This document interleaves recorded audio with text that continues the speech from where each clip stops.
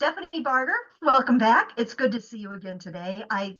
They were going to be talking about what to do when dogs go on, what to do with dogs when you go on vacation, whether you're Mhm. taking them with you or leaving them behind, how to keep them happy while you're away, which isn't always an easy thing to do. A reminder to everyone that Stephanie is a fabulous animal behavior modification specialist, and you can meet with her and she can help you. Every dog is different. Why don't you talk to us, and welcome, Stephanie. Talk to us a little bit about how people can get in touch with you if they want to. Hi, Lee. It's great to be back. The best way to have a conversation with me at your own convenience outside of the office hours that I offer is to go to my website, www.caninezen, and canine is spelled out. So it's not a K and a nine, it's CANINEVEN.com. And then just hit the get started button, and that will allow you to schedule a 20 to 30-minute free discovery call with me. And we can talk about your situation and whether or not I am a good fit for your situation. And we talked about this in another interview, but you also have a monthly, absolutely free, open to the world. Anybody can come and talk about their dogs for an Hmm. hour once a month. Tell us Yes, about that. yes. So that is the second Monday of every month at noon, and that's mountain time.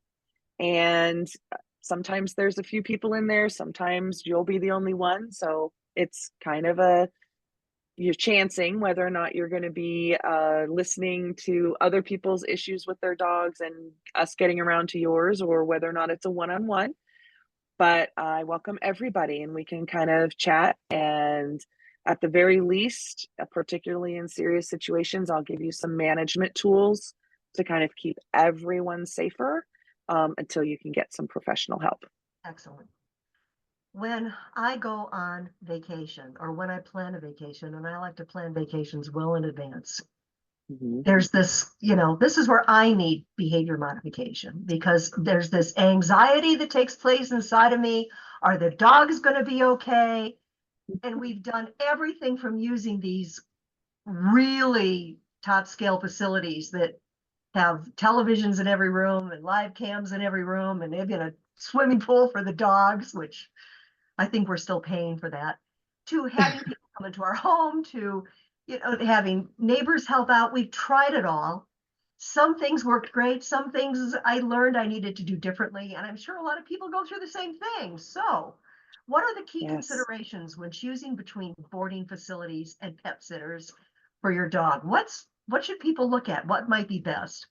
Okay. So the first thing that you need to do is make a decision and get yourself booked with whatever it is that you are going to choose as early as possible, particularly if you are traveling during a heavy travel period, because pet sitters, boarding facilities, all of these people that may be taking care of your dog, if you're leaving them at home while you go and travel, they book fast during those periods.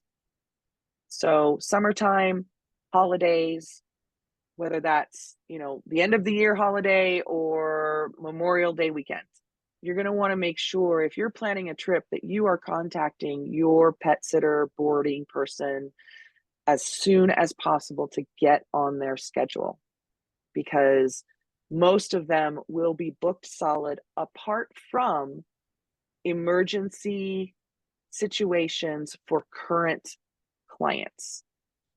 So, especially if you're trying someone new, you want to make sure that you're really planning ahead, and they will tell you, okay, when's your next trip?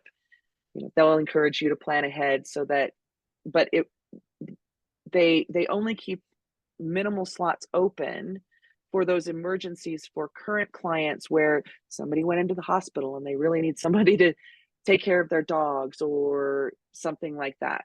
They have to go out of town because a family member needs their assistance. So you want to make sure that you're planning. So I love to hear that you tend to plan that early. Yeah, I'm a little bit anal about that. In fact, it drives my family crazy. You want to know what Disney ride we're going to go on first a year from now? I can tell you. Well, and some pet sitters that I know even suggest that you book your pet sitter before you book your plane tickets, Ah, because what if you're leaving a day before they have availability, as opposed to, okay, so we're just going to bump our trip back a day and buy the tickets. So that, of course, is your own personal preference, but certainly as soon as you're booked, you need to have booked your sitter. yeah, that's a really good suggestion because it's Mhm. so much easier just to book the plane the next day if that's when the person's available or the day Right, before. right, exactly. Modify your trip to accommodate when your dog has the care, as opposed to trying to find the care for your dog based on the tickets that you have. And if something goes wrong while I'm away on my vacation, Ah, yes. So, first of all, let me talk about what you should decide, and that's going to be, again, different with every dog. Some dogs are going to do much better in their own homes than they will in a boarding facility. I would also be checking out the boarding facility. I love the fact that, now with technology, you have the ability in a lot of places to see how your dog is doing and not just rely on a report card when you come back or a daily update. So I would, if I were boarding my dog, I would want to be able to see cameras. On top of that, you need to make sure that they are going to follow whatever protocols, like if their dog is on medication, has a special food that they need to eat, that they are going to honor those things and make sure that that is happening for your dog, because it's already going to be disruptive enough for them. Now, if they're on a special food because they've got tummy problems, but they're not getting it, that's going to make it more stressful for the dog, or they're on some kind of a medication for their health, whatever that may be. So you're going to want to make sure that they're comfortable administering whatever it is. Now, if you decide that boarding isn't for your dog, then you have the option of a pet sitter or friends and family and neighbors. I personally would want to have someone professionally looking after my dog. They tend to be more trained. I know a lot of pet sitters that have animal CPR. They will tend to follow your instructions. They tend to know first aid, so that if those things happen that you were asking me about, what happens if there's an emergency, they already have the quick response techniques in place. Whereas your neighbor or your son or your sister, they may not. And so they're going to be just as panicked as you would be in that situation. Okay. And you're also going to want to make sure that they have all of the emergency numbers. That includes your regular vet for regular hours, as well as the nearest emergency vet associated with your veterinarian, okay. and possibly instructions on how to get there. Certainly the address and phone number, but potentially instructions on how to get there as well. And I always try to include too who they can call, my daughter, my Mhm. neighbor, when something goes wrong or something If comes they up. can't reach you, this is my secondary contact. It just dawned on me, and I've never thought of it until talking to you today. A big question for hiring a dog sitter, I would guess, is what happens if you get sick or you can't make it? Do you have somebody in place Mhm. to back you up to make sure that I'm Right. still taking good care for my animal? Correct. Yeah. Correct. And you Okay. want those sitters to be asking lots of questions about your dog, their routine, their schedule, because part of the reason you're keeping your dog in the home is so that they can be more comfortable. But if their schedule is completely thrown up in the air, that can cause problems. And when you're having a pet sitter, you can have drop ins, but you can also have overnights. So, what is going to be best for your dog?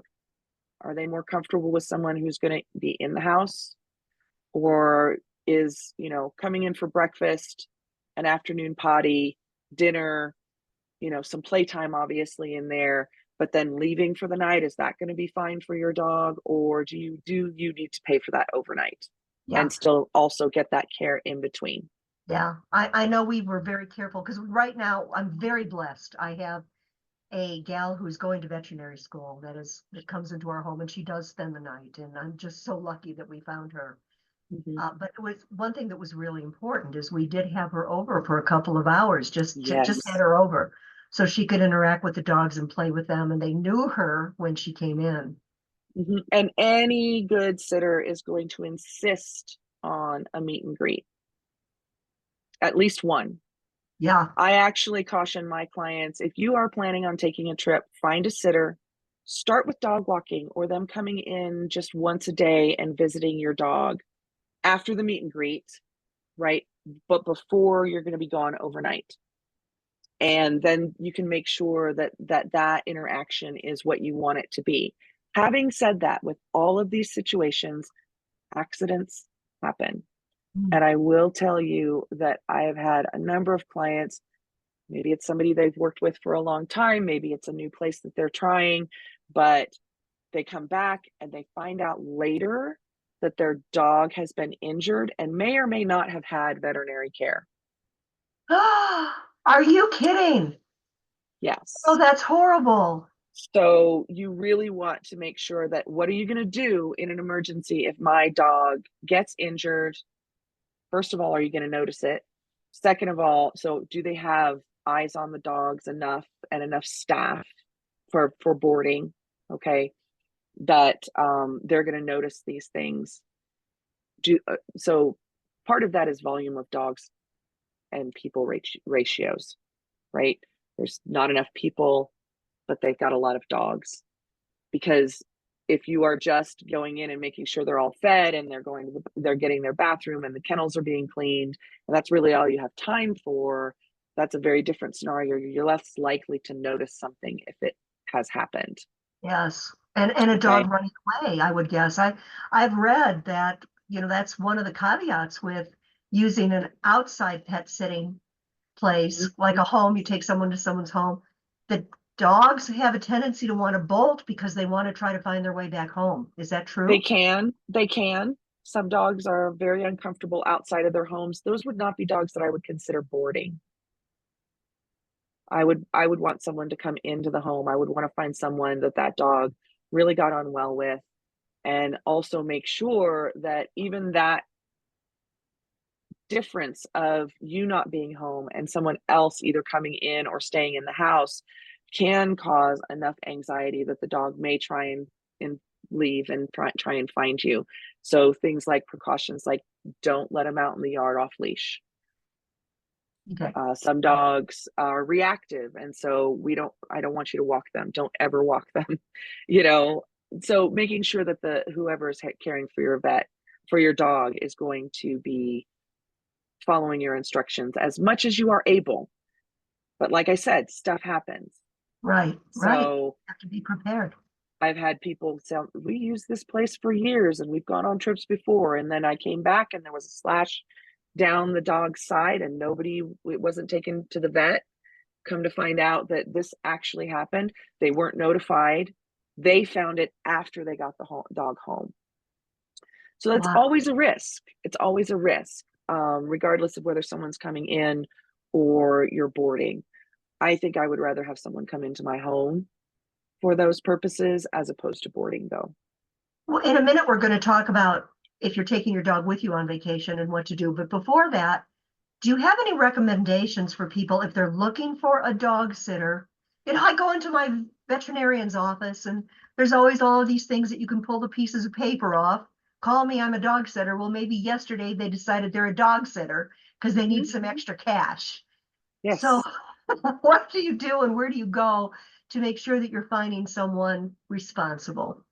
So there are dog sitting associations. So I would definitely and they will have a list of their members. So I would definitely recommend something like that where there's kind of an overarching, I want to say that's the pet sitters professional. I'm going to have to look that up and I will give you that to put into the notes. I don't recall the name of the organization, but there's a couple of them in the United States where people can become members. They get continuing education. There are certain ethics and that kind of thing that they're supposed to adhere to. And so you're going to have less of a chance of encountering a hobbyist sitter. And don't get me wrong, there are a lot of great sitters that started out as hobbyists. It was a secondary form of income. So it's not that you can't find a good one that way. It's just that by going through some of these organizations and using their membership list, you're less likely to have some of the issues. And then you're gonna want to make sure that they're asking a lot of questions. They want to know about the animals in the home, not just the dogs, because when most pet sitters come in, they're taking care of all of the animals in the home, whether that's, you know, the gerbil in the cage, or the cats, or the bird. They're taking care of all of them. Yeah. And making sure that they're being taken care of. So, pardon me, you're going to want to make sure that that they're asking good questions of you to learn about what your animals need. Excellent.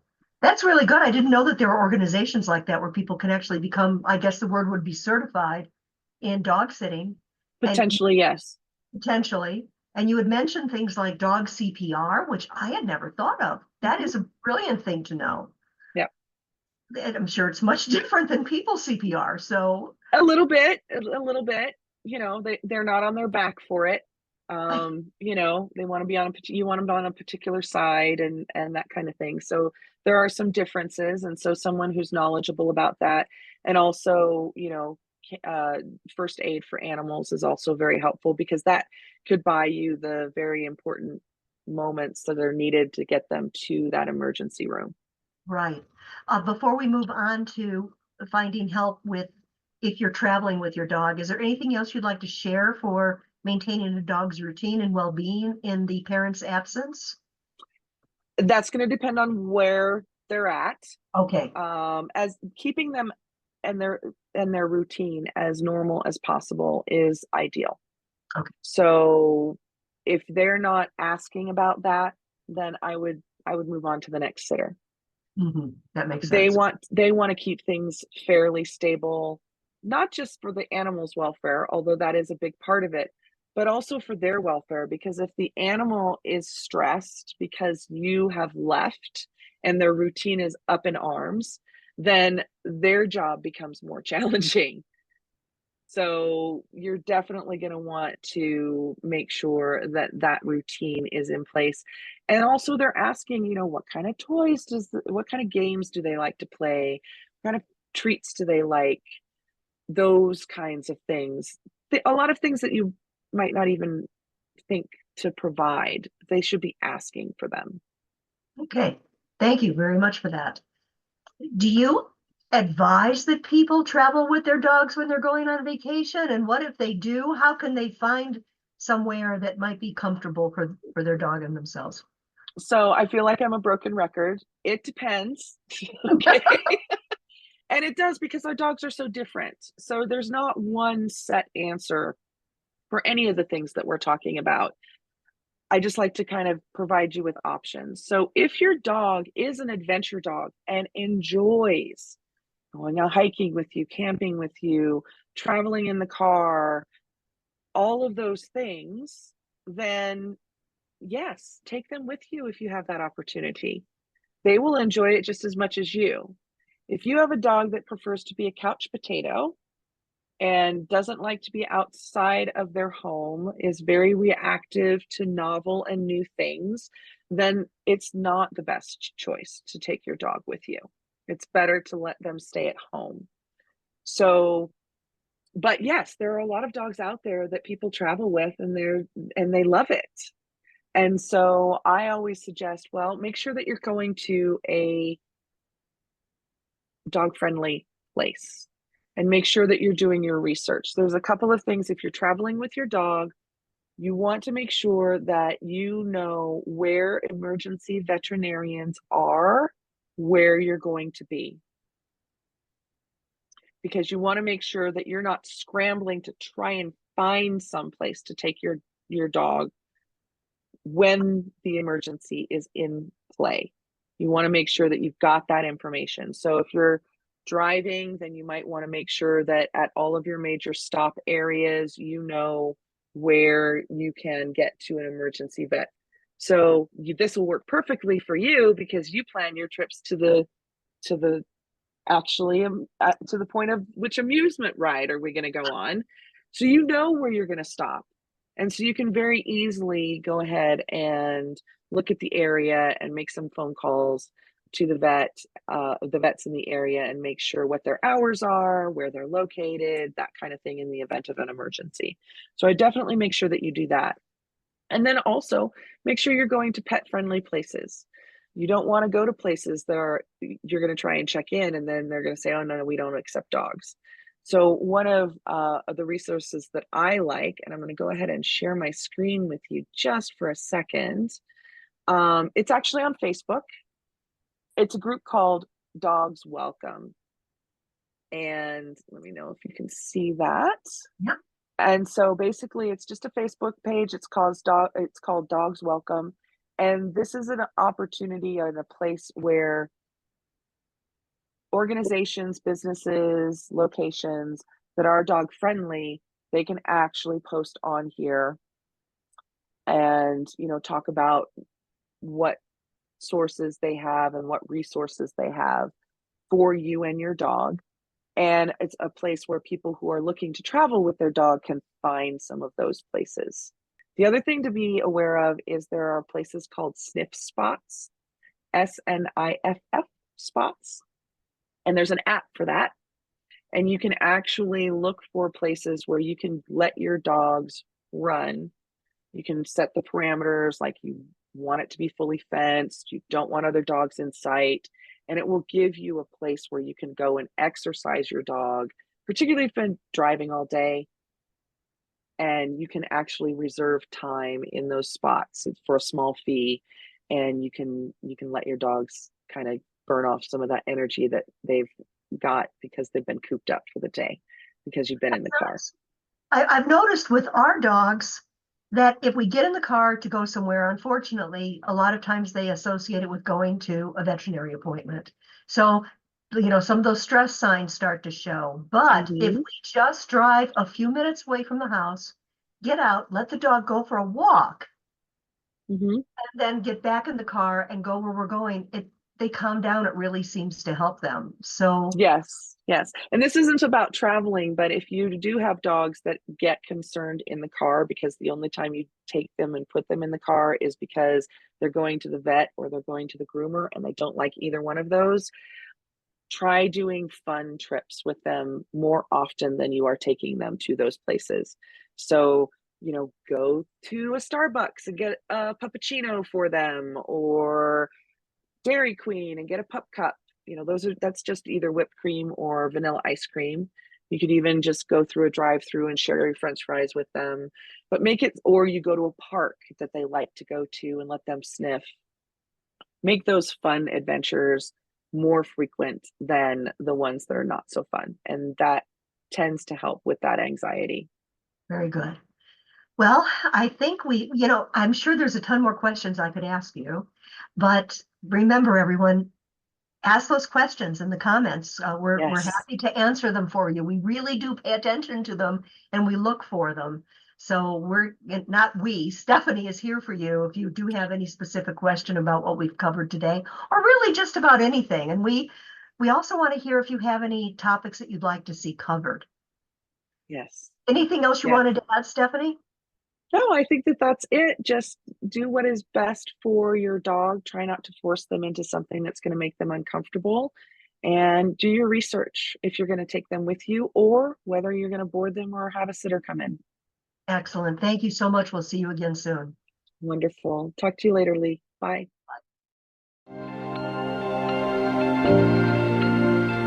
Bye.